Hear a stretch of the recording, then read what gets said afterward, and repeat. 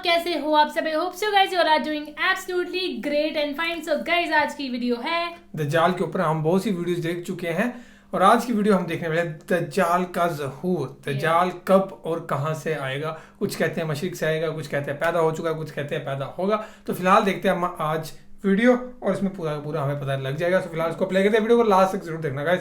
और चैनल को भी सब्सक्राइब कर दो। सब्सक्राइब कर तो आपने ऑलरेडी करके रखा ही होगा, बट वीडियो को लाइक कर दिया करो। तो फिलहाल इसको प्ले करते हैं।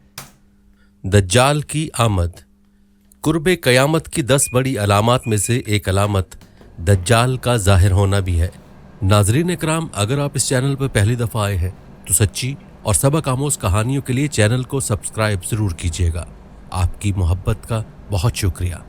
दज्जाल का फितना तारीख़ इंसानी की इब्तिदा से लेकर इंतहा तक के तमाम फितनों से बड़ा और ख़तरनाक फितना है, जिसकी बड़ाई और शिद्दत का अंदाज़ा इस बात से भी लगाया जा सकता है कि हर एक नबी अलैहिस्सलातु वस्सलाम ने अपनी अपनी उम्मत को दज्जाल का फितना से डराया। दज्जाल का मायनी है बहुत ज़्यादा झूठा शख्स, क्योंकि दज्जाल भी हक के साथ बातिल को मिलाकर झूठ बोलेगा, इसलिए इसे दज्जाल कहा गया है। ये अव्वलन ख़ुद को मोमिन ज़ाहिर करेगा और लोगों को भलाई की तरफ बुलाएगा, लेकिन फिर नबूवत का और आखिरकार खुदाई का दावा करेगा। मशहूर है कि इसकी असल यहूद से होगी। हकीमुल उम्मत मुफ्ती अहमद यार खान नईमी रहमतुल्लाह अलैह फरमाते हैं, दज्जाल 2 किस्म के हैं, छोटे और बड़े। छोटे दज्जाल बहुत हुए और होंगे। हर झूठा नबी, झूठा मौलवी, सूफ़ी जो लोगों को गुमराह करें वो दज्जाल हैं। बड़ा दज्जाल सिर्फ एक ही है जो दावा खुदाई करेगा।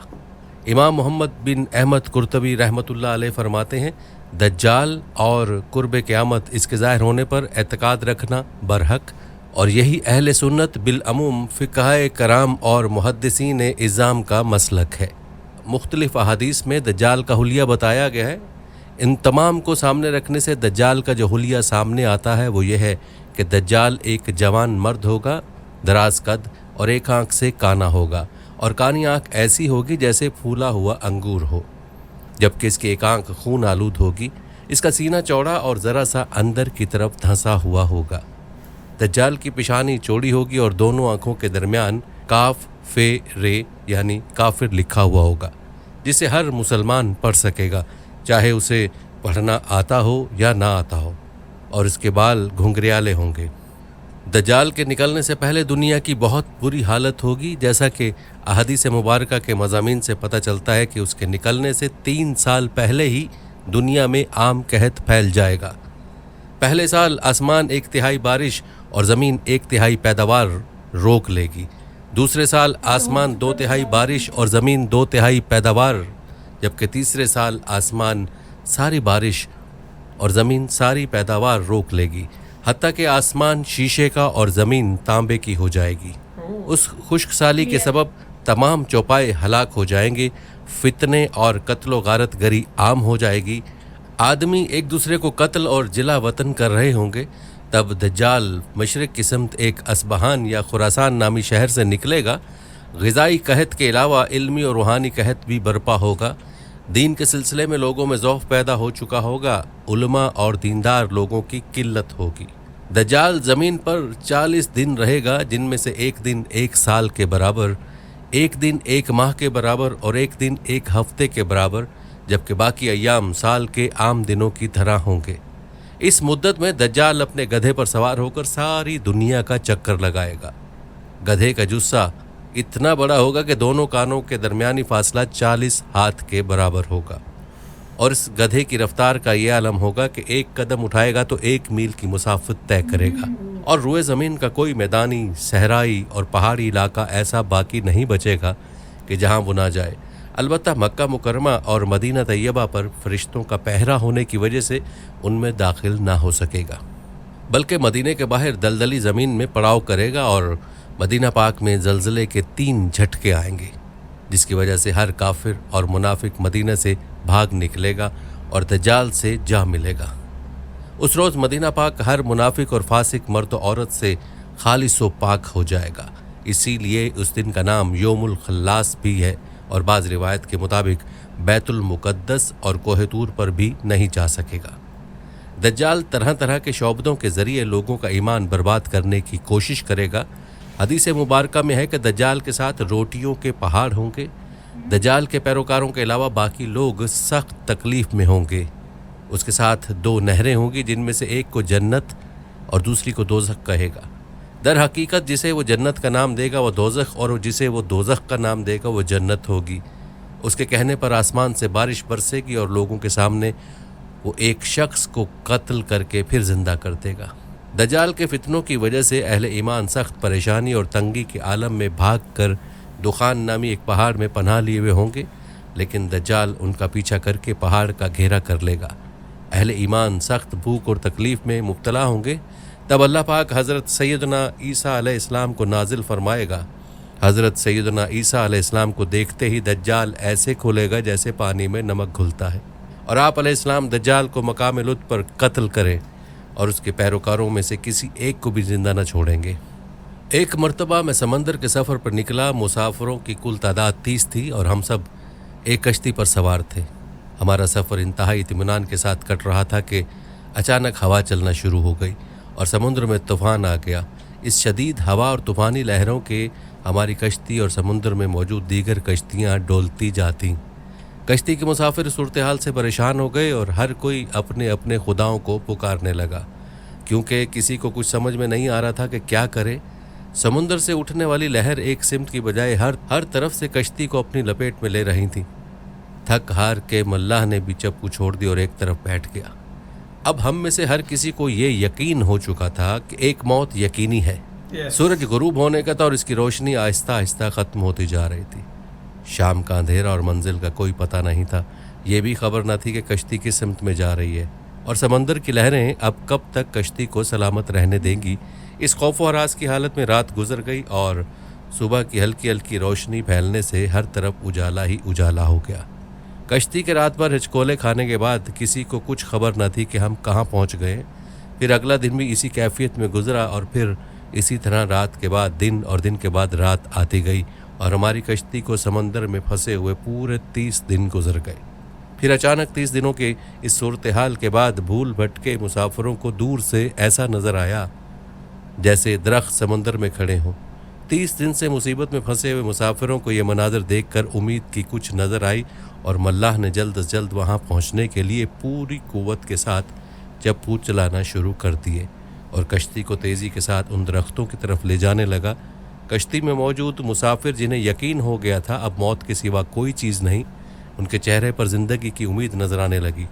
پھر کشتی جوں قریب ہوتی گئی درخت صاف نظر آنے لگے. ملاح پوری قوت سے کشتی چلا رہا تھا کہ سورج غروب ہونے سے پہلے پہلے ان درختوں تک پہنچ جائے، تاکہ کہیں ایسا نہ ہو کہ اندھیرا ہو جانے کے باعث ہم اس آخری امید سے بھی ہاتھ دھو بیٹھے. پھر کشتی آہستہ آہستہ ان درختوں کی طرف بڑھتی رہی اور جب درخت قریب ہوئے تو سارے مسافروں کو یہ جان کر خوشی ہوئی کہ یہ سمندر میں واقع کوئی جزیرہ ہے. ابھی تو سورج مکمل غروب نہیں ہوا تھا کہ کشتی جزیرے کے کنارے پہنچ گئی. مسافروں کو اس جزیرے پہ اترے زیادہ دیر نہیں گزری تھی. درختوں کے درمیان میں سے ایک عجیب و غریب جانور نکلا. اس جانور کے پورے جسم پر بال تھے اور اس قدر لمبے اور گھنے تھے کہ یہ معلوم ہی نہ ہوتا تھا کہ جانور کا اگلا حصہ کون سا ہے اور پچھلا حصہ کون سا. سارے مسافر اس عجیب و غریب جانور کو دیکھ کر حیران و پریشان ہو گئے، کیونکہ ان میں سے کسی نے بھی اس سے پہلے ایسا جانور دیکھا ہی نہ تھا.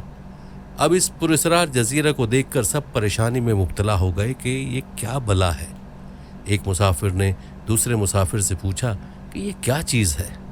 جانور نے مسافر کی یہ بات سن لی اور مسافر کے جواب سے پہلے جانور خود بولا، میں جاسوس ہوں. جانور کے انسانوں کی طرح گفتگو کرنے سے تمام مسافر مزید پریشان ہو گئے، کیونکہ آج تک انہوں نے کسی جانور کو انسانی زبان میں بولتے نہیں دیکھا تھا نہ سنا تھا. چنانچہ سب یہ سمجھنے لگے کہ ہو نہ ہو یہ کوئی جن ہے اور ہمارے سامنے آ گیا ہے. تمہاری جاسوسی کا مقصد کیا ہے اور تم کس کے لیے جاسوسی کرتے ہو؟ ایک مسافر نے ہمت کر کے اس سے پوچھا. میں جس کے لیے جاسوسی کرتا ہوں اسے تم سے ملنے کا بے حد شوق ہے. وہ تم سے باتیں کرنا چاہتا ہے، لہٰذا تم میرے ساتھ چلو. یہ سن کر تمام مسافر حیران پریشان چپ چاپ اس کے پیچھے ہو لیے. وہ عجیب و غریب جانور درختوں کے درمیان راستے سے ہوتا ایک پرانے محل کے سامنے جا کر کھڑا ہوا. محل کو چاروں طرف سے بلند و بالا درختوں نے گھیر رکھا تھا. मुसाफिरों ने वहां पहुंचकर परेशान नज़रों से उसकी तरफ देखा और फिर जानवर की तरफ सवालिया नज़रों से देखने लगे। जानवर फिर आगे चला और सब मुसाफिरों को एक बड़े दरवाजे से गुजारते हुए महल के अंदर ले गया। महल के अंदर दाखिल होते हुए सब ने देखा एक बहुत बड़ा शख्स जंजीरों में जकड़ा हुआ था और रिहाई के लिए कोशिश कर रहा था। हमने इससे पहले इतने बड़े कदावर और इतने ज़्यादा रौब वाला शख्स कभी नहीं देखा था। एक मुसाफिर ने हिम्मत करके पूछा, तुम कौन हो? मैं क्या हूँ और कौन हूँ ये तो तुम जान ही लोगे, पहले ये बताओ तुम कौन हो? उसने सवाल करने वाला मुसाफिर से पूछा, हम अरब कबाइल लखम और जज़ाम के लोग हैं। और साथ ही इस मुसाफिर ने अपने साथ बीती और यहाँ तक पहुँचने की सारी दास्तान बता दी। उस कैद में जकड़े हुए शख्स ने कहा, ज़रा मुझे नखलिस्तान बसान के मुतल्लिक तो बताओ, उसके मुतल्लिक क्या जानना चाहते हो? एक मुसाफिर ने पूछा। खबरदार, अनकरीब उन पर फल लगना बंद हो जाएगा, वो कैदी गुस्सीले अंदाज में बोला। फिर वो मुसाफिरों से मुखातिब हुए कहने लगा, अच्छा कब्रिस्तान के दरियाओं के मुतल्लिक तो बताओ। मुसाफिरों ने कहा, दरिया के मुतल्लिक क्या पूछना चाहते हो? वो बोला, उसमें पानी है? मुसाफिरों ने कहा, हाँ उसमें पानी है। उसने कहा, अनकरीब उसका पानी ख़त्म हो जाएगा। फिर वो कहने लगा कि ज़गर के चश्मे के मुतल्लिक तो बताओ, क्या पूछना चाहते हो? मुसाफिरों ने कहा, यही कि उस चश्मे में पानी है कि नहीं, और अगर वहाँ पानी है तो फिर वहाँ के लोग चश्मे के पानी से खेती बाड़ी करते हैं? फिर वो पूछने लगा, अच्छा मुझे बताओ कि उम्मियों के नबी मोहम्मद के बारे में तो बताओ। मुसाफिरों ने जवाब दिया, उन्होंने मक्का से अपनी दावत का ऐलान किया और अब वो मक्का से निकलकर यसरब में मौजूद हैं। क्या वो अरब के लोगों के साथ कोई लड़ाई लड़े? अरबों ने लड़ाई में उनके साथ क्या सलूक किया? कैदी ने पूछा। जवाब मिला, वो बहुत से अरबों पर गालिब रहे और बहुत से अरबों ने तो उनकी अताअत भी कबूल कर ली है और अब वो ख़ुद को उनके ताबेदारी में रखते हैं। ये सुनते ही वो गुस्से से पुकारा और जंजीरों को झटका दिया। फिर मुसाफिरों को मुखातिब करके बोला, मैं अब तुमको खुद से मुतल्लिक बताता हूँ कि मैं दज्जाल हूँ और तुम्हारी बातों से मालूम होता है कि मुझे यहाँ से निकलने की इजाज़त मिलेगी। मैं फिर उस जजीरे से निकलूँगा और 40 दिन में सारी दुनिया घूमूँगा। दुनिया की कोई बस्ती और गांव ऐसा नहीं होगा जहाँ से मेरा गुजरना हो। सो गाइस, ये थी वीडियो की दज्जाल का ज़हूर। और आज हमें फर्स्ट टाइम पता चला कि 2 तरह के दज्जाल होंगे ना। सही बात है, छोटे मतलब कि हाँ, ये हम देखते हैं कि बहुत से लोग ऐसे होते हैं कि जो गलत फलत राय देते हैं या कुछ, हाँ वो दज्जाल वो जो खुद को खुदा बताएगा। हाँ, एक वो तो मेन है, लेकिन आजकल ये दज्जालों का इनका रेफरेंस ये था कि जो छोटे मोटे बने नहीं होते, ये करो वैसे करो, जो गलत सलाह देते हैं कि जिससे पैसे कमाने के लिए बैठे हैं, जो हम देखते हैं ना बहुत से लोग होते हैं वो पैसे कमाने के लिए बैठे गलत सलाह देते हैं, लोग उनके उनमें आ जाते हैं। होने वाला है, सही बात है। हाँ, सो बाकी फिलहाल ये थी वीडियो दज्जाल के ऊपर। बहुत सी वीडियो देखी है तो रिलेटेड थी कि क्या क्या होगा, कब आएंगे। सो बाकी तो फिलहाल वीडियो में guys, thank you so much for watching the video. मिलते हैं नेक्स्ट वीडियो में।